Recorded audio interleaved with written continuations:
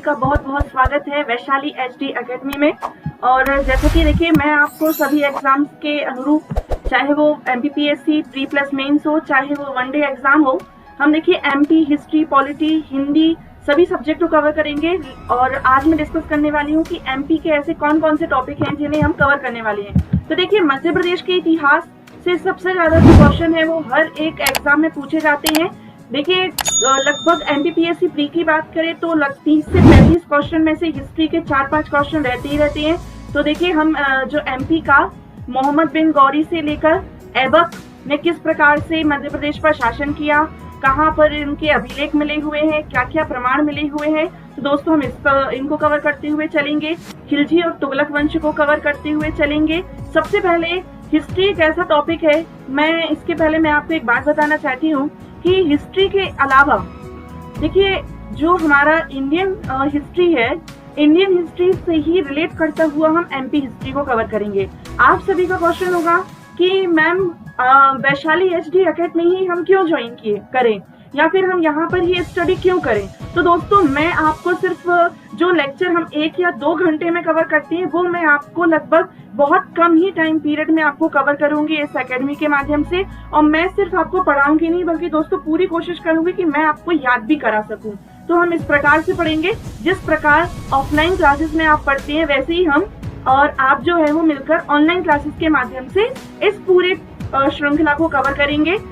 तो देखिए, मध्य प्रदेश का ऐसा कोई भी ऐसा क्वेश्चन नहीं होगा जहाँ पर जिसे हम कवर ना करें, चाहे वो कुषाण वंश हो, नाग वंश हो, गौंड वंश का शासन हो, चाहे वो बुंदेलखंड रियासत से क्वेश्चन आते हैं। बुंदेलखंड रियासत में बहुत सारे दोस्तों क्वेश्चन बनते हैं, बघेलखंड रियासत में बनते हैं कि जो बघेलखंड, जैसे कि अभी एक क्वेश्चन आया हुआ था कि बुंदेलखंड रियासत वीर सिंह देव बुंदेला के बारे में पूछ लिया जाता है।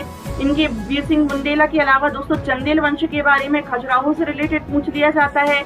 यहाँ पर दोस्तों हम गढ़ा के गौंड वंश की भी बात करेंगे कि संग्राम शाह जो थे वो किस वंश के थे, इन्हें किस उपनाम से जाना जाता है। तो इन्हें बावनाधिपति के नाम से जाना जाता है क्योंकि इन्होंने 52 गढ़ों को जीता था।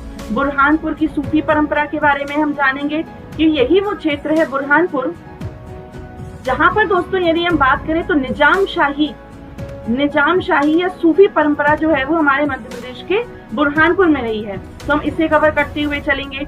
मध्य प्रदेश के ऐसे बहुत सारे देखिए आधुनिक भारत से क्वेश्चन पूछे जाते हैं जिन्हें हम कवर करते हुए चलेंगे कि मध्य प्रदेश में पहला क्वेश्चन तो यही बनता है कि 1857 की क्रांति जो है वो कहाँ से चालू हुई है। तो आप सभी को मैं जब पढ़ाऊंगी तो मैं बहुत ही इसे डिटेल में ऑब्जेक्टिव कवर करते हुए हम इसे लेकर चलेंगे। साथ ही साथ दोस्तों, आप इसमें बिल्कुल भी इस भ्रांति में ना रहें कि जो हम पढ़ चुके हैं तो रिवीजन की आवश्यकता नहीं है या फिर हम बुक से पढ़ लेंगे। तो दोस्तों, बुक से तो सभी पढ़ते हैं, मैं भी बुक से ही आपको पढ़ा रही हूँ, लेकिन मैं अभी कुछ दिन बाद आप मेरा प्लेलिस्ट में देख सकते हैं जिन्होंने ये लेक्चर ना देखा हो कि कौन सी बुक प्रेफर करें, कौन सी बुक प्रेफर ना करें। तो मैंने दोस्तों वहां पर वो पूरे डिस्क्रिप्शन में दिया हुआ है कि आप एमपी की कौन सी बुक को पढ़ें।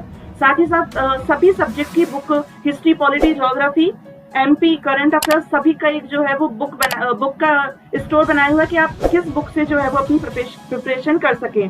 तो आपको उस लेक्चर को जरूर देखना है। दोस्तों, यदि हम बात करें मध्य प्रदेश के जिले और संभाग, अब आप कहेंगे मैम इसे पढ़ाने की क्या आवश्यकता है, मध्य प्रदेश का मैप तो हमें याद ही है, जिले याद करने की क्या आवश्यकता है। तो दोस्तों, जिनको याद है तो उन्हें आवश्यकता नहीं है, लेकिन जिन्होंने पहली बार तैयारी स्टार्ट की है, जो फ्रेशर्स हैं, उनके लिए तो इसकी बहुत जरूरत है कि हम जो मध्य प्रदेश के 52 जिले हैं उनको कैसे याद रख सके। तो आपको बिल्कुल भी चिंता करने की आवश्यकता नहीं है दोस्तों। मैं इस प्रकार से आपको मध्य प्रदेश के संभाग पढ़ाने वाली हूँ कि आपको बिल्कुल मजा आने वाला है, कि चकते फट्टे वाला रहेगा कॉन्सेप्ट कि आपको पूरे याद होने वाले हैं। मध्य प्रदेश का पुनर्गठन, दोस्तों मध्य प्रदेश के पुनर्गठन को, कि मध्य प्रदेश की जो स्थिति थी वो स्वतंत्रता प्राप्ति के पहले कैसी थी, है ना, स्वतंत्रता प्राप्ति के पश्चात क्या रही, और स्वतंत्रता प्राप्ति के पश्चात के बाद जब छत्तीसगढ़ का हमारा विभाजन हो जाता है 2000 में, तो उसके बाद अभी वर्तमान तक की स्थिति को हम जो है वो कवर करते हुए चलेंगे। इसके अलावा मध्य प्रदेश की भूगर्भिक संरचना, देखिए मध्य प्रदेश की यदि हम भूगर्भिक संरचना की बात करते हैं तो यहाँ से एक ना एक क्वेश्चन जो है वो जरूर एग्जाम में घुमा फिरा के पूछा जाता है, कभी कभी डायरेक्ट भी आ जाता है, जैसे कि तांबा जो है वो किस चट्टानों में पाया जाता है, तो धारवाड़ क्रम की चट्टानों में पाया जाता है। या क्वेश्चन आता है कि कुड़प्पा क्रम की किस सीरीज में जो है वो हीरा पाया जाता है। तो दोस्तों कुड़प्पा क्रम की बिजावर सीरीज में पन्ना छतरपुर में क्या पाया जाता है, तो हीरा पाया जाता है। तो इस प्रकार से दोस्तों मध्य प्रदेश की जो भूगर्भिक संरचना है उसे काफी डिटेल में कवर करते हुए हम कवर करेंगे। डिटेल में जरूर होगा लेकिन आपको याद करते हुए होगा। दोस्तों मध्य प्रदेश के भौतिक विभाजन, मध्य प्रदेश की नदियां।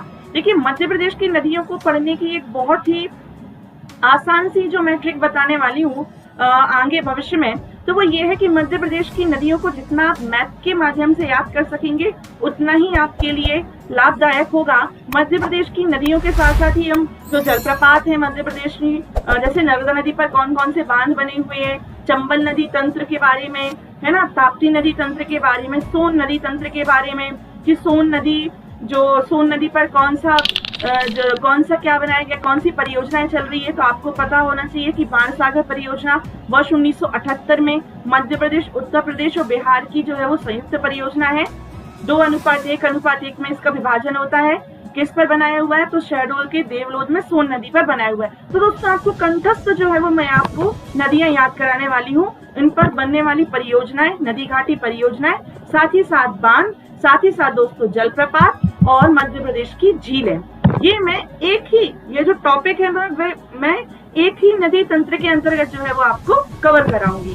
साथ ही साथ दोस्तों मध्य प्रदेश की मिट्टियां, मध्य प्रदेश की कृषि, मध्य प्रदेश के वन।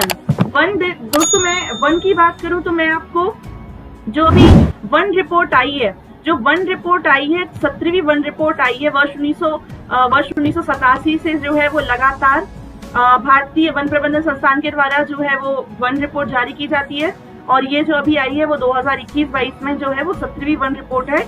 तो उसके आधार पर करंट से रिलेटेड करते हुए मैं आपको मध्य प्रदेश के वन पढ़ाने वाली हूँ।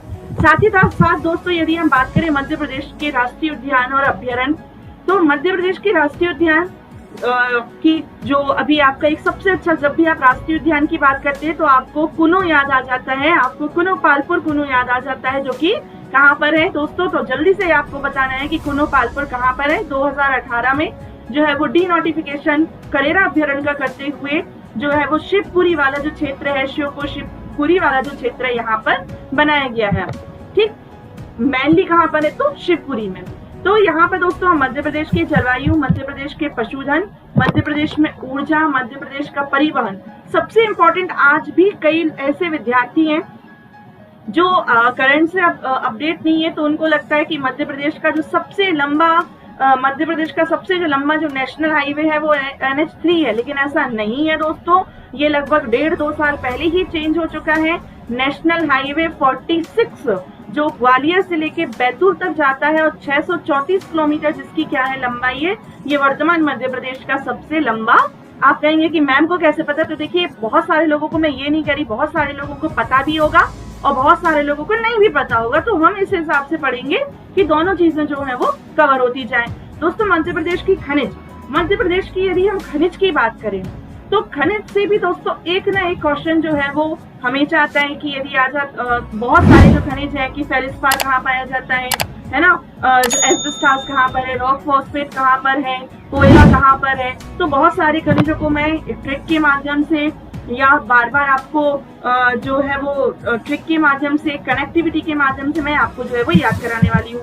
साथ ही साथ दोस्तों मध्य प्रदेश की कल्याणकारी योजनाएं, ये एक ऐसी योजना है जो, ये एक ऐसा टॉपिक है दोस्तों, आप जितनी भी योजनाएं पढ़ेंगे वो आपको कभी लगेगा और आप हर एग्जाम में देखेंगे, चाहे वो SI हो, क्योंकि SI में भी एक ना एक क्वेश्चन जो है वो कल्याणकारी योजनाओं से पूछा ही जाता है। तो हम इसको जो है वो पास्ट, जो पुरानी पूर्वगत योजना है उनको रिलेट करते हुए वर्तमान की योजनाओं तक जो है वो हम कवर करने वाली है।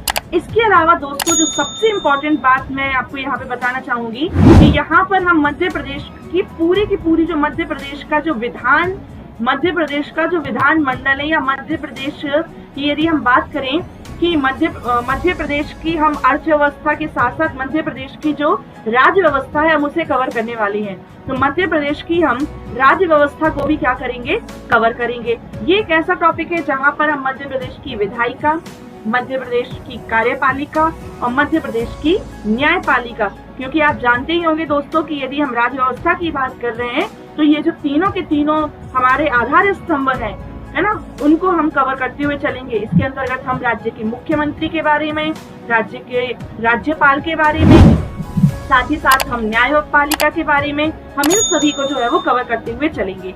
एक बहुत ही इम्पोर्टेंट टॉपिक दोस्तों यहाँ पर आता है जहाँ हम बात करते हैं मध्य प्रदेश की कला और संस्कृति के बारे में। मध्य प्रदेश की कला और संस्कृति एक ऐसा टॉपिक है जो दोस्तों, जो चाहे वो आप पटवारी अभी देख लें, चाहे दोस्तों आप अभी कोई भी टॉपिक, यदि आप कोई भी एग्जाम उठा के देख लें, एक ना एक जो क्वेश्चन है वो यहाँ से हमेशा आता ही है। तो मध्य प्रदेश की कला और संस्कृति को जिन्होंने मुझसे पहले अनअकैडमी में पढ़ा है वो तो जानती हैं कि मैंने कितना याद करवाया है कला संस्कृति, और जिन्होंने नहीं पढ़ा है दोस्तों तो आप बिल्कुल परेशान ना हो।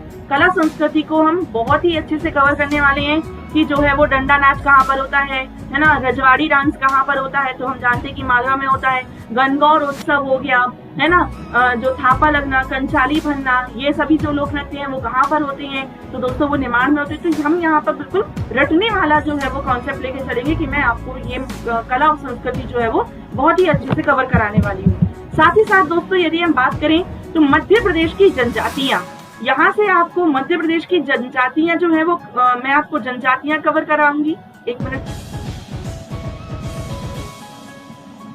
जनजातियां दोस्तों, अब आपका क्वेश्चन होगा कि मैम यदि मध्य प्रदेश की हम जनजाति की बात करें, मध्य प्रदेश की जनजातियों की बात करें तो जैसे कि होटल प्रथा, बहुत ही डीप वाले क्वेश्चन है ना, कि जो रंगभंग है, रंगभंग जो है वो किस जनजाति का युवा ग्रह, होटल तो आप सभी को पता है कि किसे कहा जाता है, तो होटल जो है वो किसका, गौंड जनजाति का क्या है, युवा ग्रह कहा जाता है। तो रंगभंग किसका है, या फिर दोस्तों यदि हम बात करें तो पीपल किस जनजाति का पवित्र वृक्ष माना गया है ना, या सर्पों की पूजा किस जनजाति के द्वारा सबसे ज्यादा, गुदना प्रिय जनजाति कौन सी है, सर्पों की पूजा किसके द्वारा कौन सी जनजाति है जो सर्पों को सबसे ज्यादा मानती है, या कौन सी जनजाति है जो शिकारी सबसे ज्यादा है, कबीरपंथी कौन सी है। बहुत सारी देखिए यहाँ पर उनकी विशेषताएं, सामाजिक विशेषताएं, आर्थिक विशेषताएं, इन सबको हम जनजातियों को कवर करते हुए चलेंगे। फिर उसके बाद दोस्तों हम मध्य प्रदेश के खेल परिदृश्य के बारे में देखेंगे,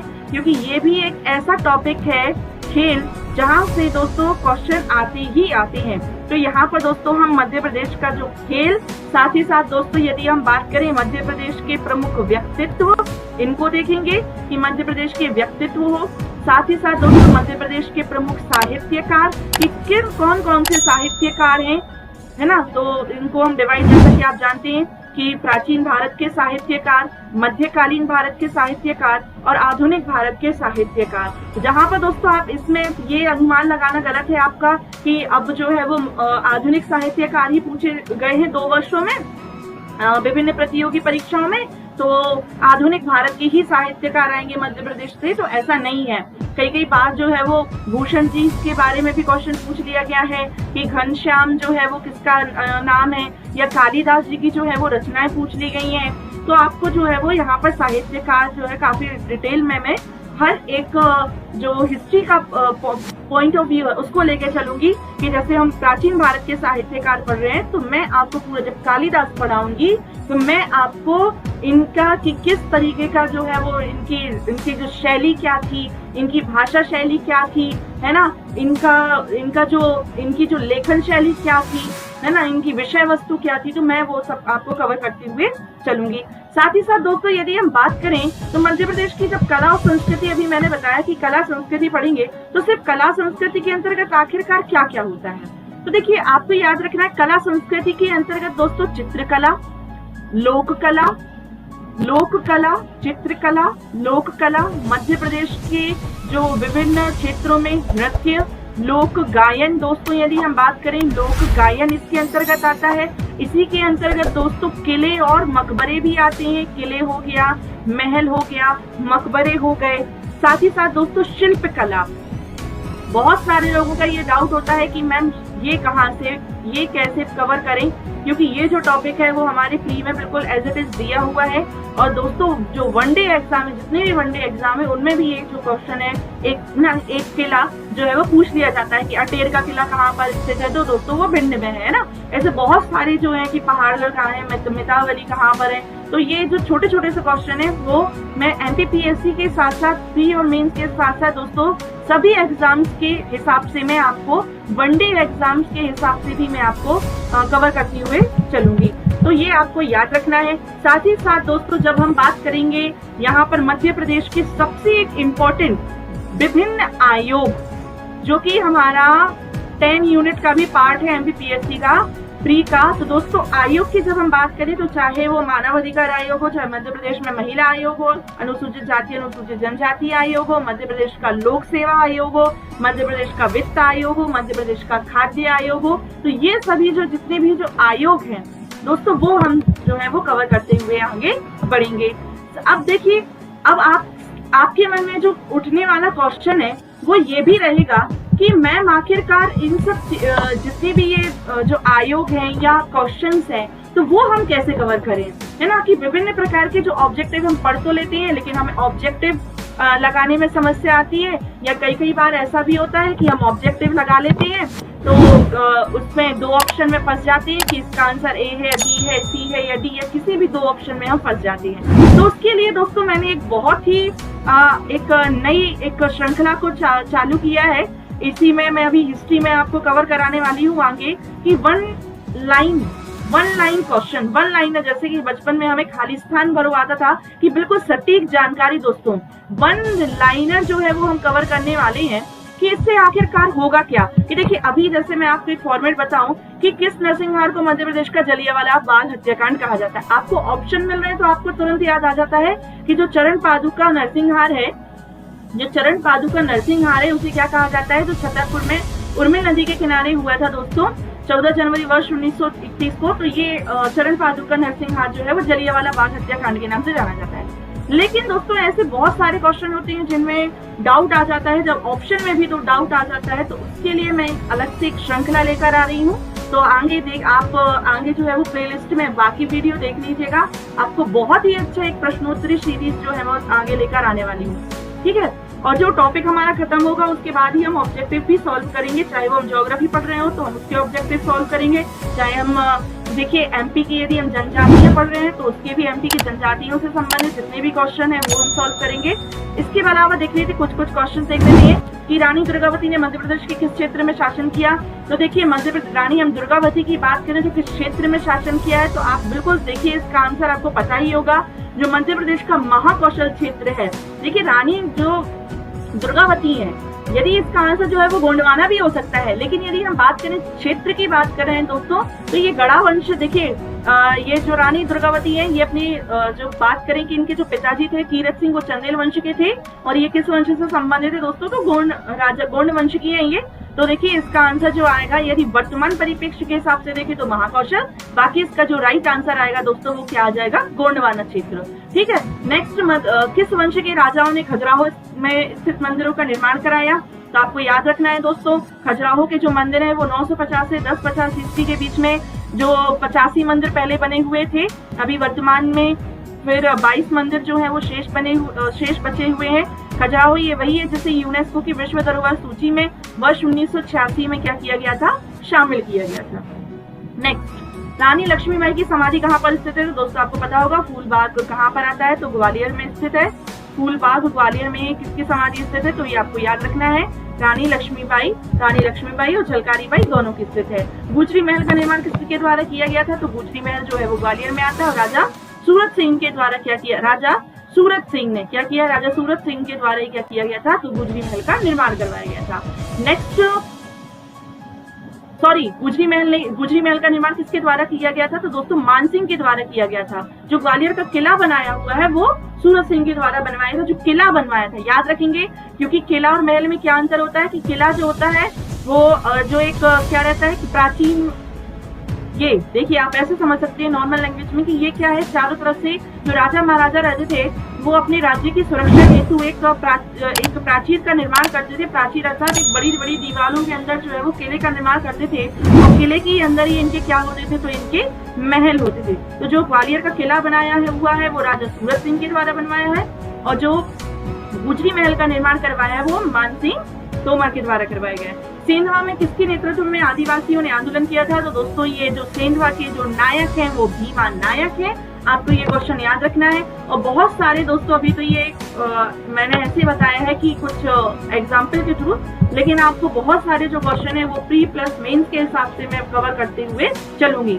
तो इसी के साथ दोस्तों चैनल को सब्सक्राइब करें, लाइक करें, और आगे इसी तरह जो है वो आप देखेंगे कि आगे की जो योजना है कि वन लाइनर क्वेश्चन कैसे आपको मैं प्रोवाइड कराने वाली हूँ। धन्यवाद।